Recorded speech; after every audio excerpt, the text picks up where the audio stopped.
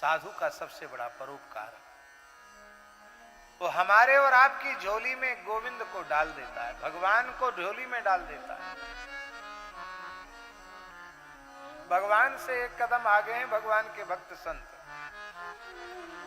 कई बार ठाकुर जी झुंझुना दे देते हैं, माल मुलुक हरि देत हैं, हरिजन हरि ही देत।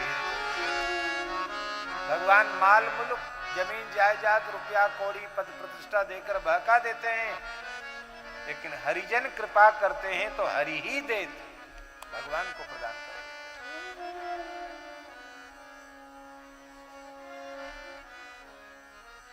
संत का स्वरूप क्या है?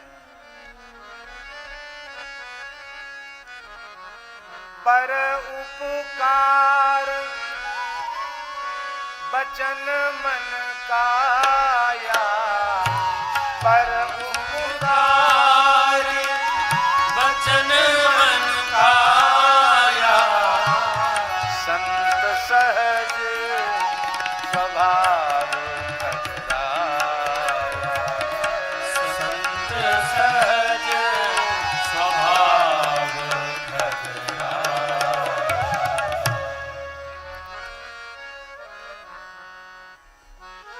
ये साधु कहने का अभिप्राय यह है कि आप जाइए मत, आप ठहरिए, मेरे कष्ट को, मेरी पीड़ा को दूर कीजिए। मत चिंताम अपि नाशय। अपि का अर्थ क्या है?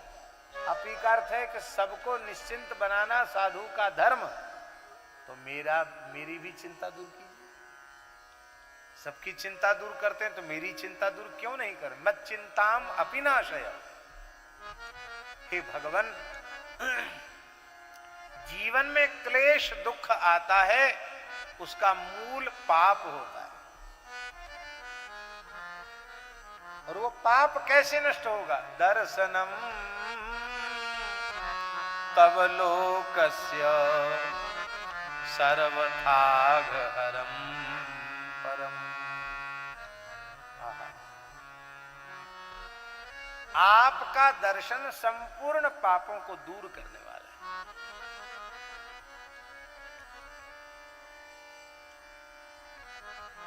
गंगा जी पाप को दूर करती है,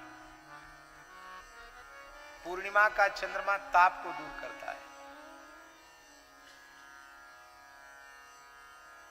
कल्प वृक्ष हमारी दरिद्रता का नाश करता है,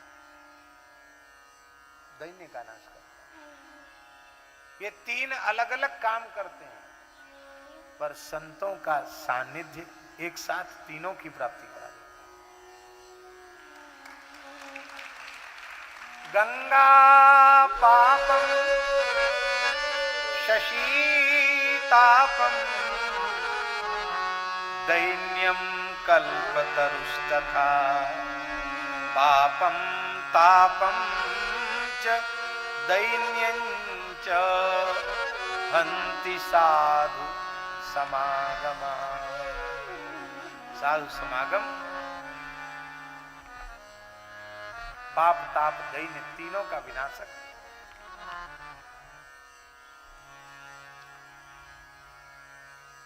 नारद जी ने सारी बात समझी सुनी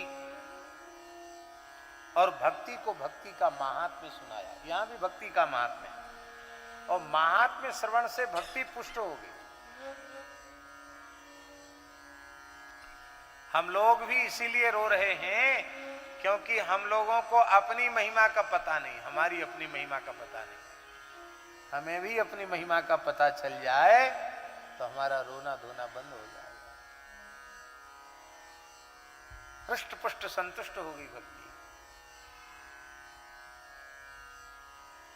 नारद जी ने कहा, भक्ति महारानी चिंता मत करो,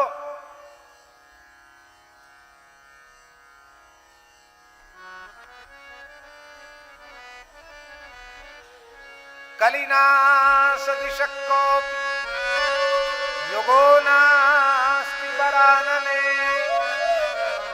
तस्मिस्त्वां स्थापयिष्यामि गेहे गेहे जने जने।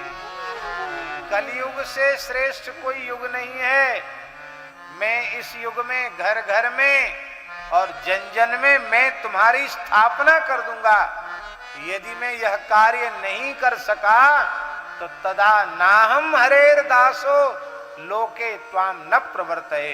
यदि संसार में मैंने तुम्हारा प्रचार प्रसार नहीं किया तो मैं श्री हरि का सच्चा दास नहीं।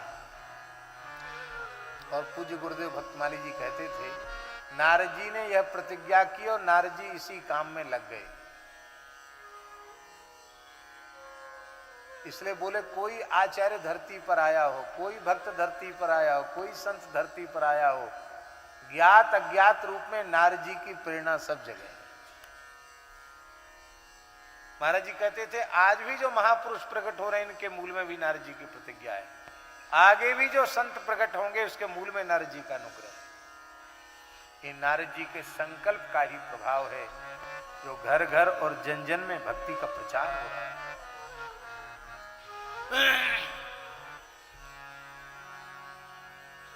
भक्ति महारानी ने भी कह दिया कि हे नारद जी, आप घर घर में और जन जन में मेरी स्थापना करेंगे, आपने संकल्प किया है, मैं भी प्रतिज्ञा करती हूं, न कदाचित् विमुञ्चामि चित्ते स्थास्यामि सर्वदा। हे देवर्षि, मैं कभी भी तुम्हारा त्याग नहीं करूंगी, मैं तुम्हारे चित्त में अविचल भाव से विराजमान रहूंगी। इसका आशय यही है कि जो घर घर में जन जन में भक्ति की स्थापना की प्रतिज्ञा करता है उसके हृदय को छोड़कर भक्ति महारानी कहीं नहीं जाती। अपने हृदय में अविचल रूप से भक्ति को विराजमान करने का यही साधन है कि सबके हृदय में भक्ति को प्रतिष्ठित करो। भक्ति कैसे प्रतिष्ठित होगी? एक ही साधन है, कथा कीर्तन। क्या? कथा कीर्तन से ही भक्ति प्रतिष्ठित होगी। कथा कीर्तन का आश्रय लो।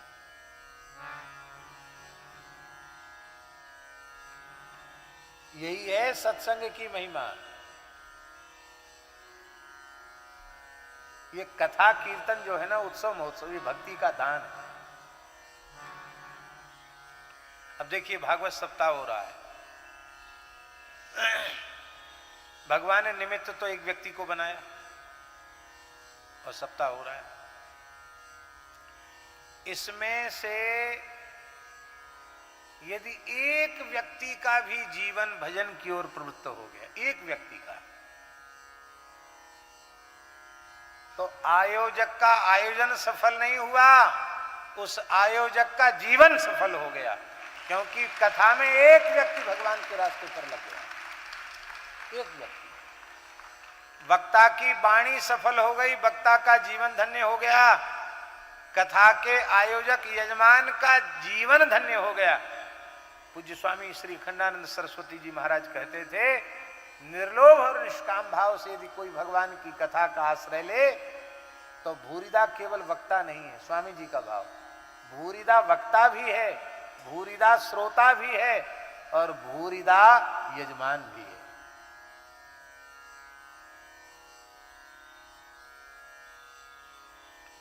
भुवि गृह्णन्ति ते भूरिदा जना। ये कथा कीर्तन जो है ना, ये भक्ति का दान है। अब इस माध्यम से, इस कथा के माध्यम से इतने लोगों को भक्ति का दान मिल रहा है, तो जिसकी वाणी से दान मिल रहा है उसको, उसके ऊपर भक्ति की कृपा होगी कि नहीं? जिस व्यक्ति को निमित्त बनाकर आयोजन हो रहा है उसको भक्ति का लाभ मिलेगा कि नहीं? और आधुनिक विज्ञान ने तो बड़ा उपकार किया है। इसका डिले प्रसारण हो रहा है कथा का। आज जो कथा होगी कल लोग सुनेंगे संस्कार पर, पूरे संसार में सुनेंगे लोग। तो पूरे संसार में सुनने का मतलब है कि असंख्यों लोगों को भक्ति का दान मिलेगा।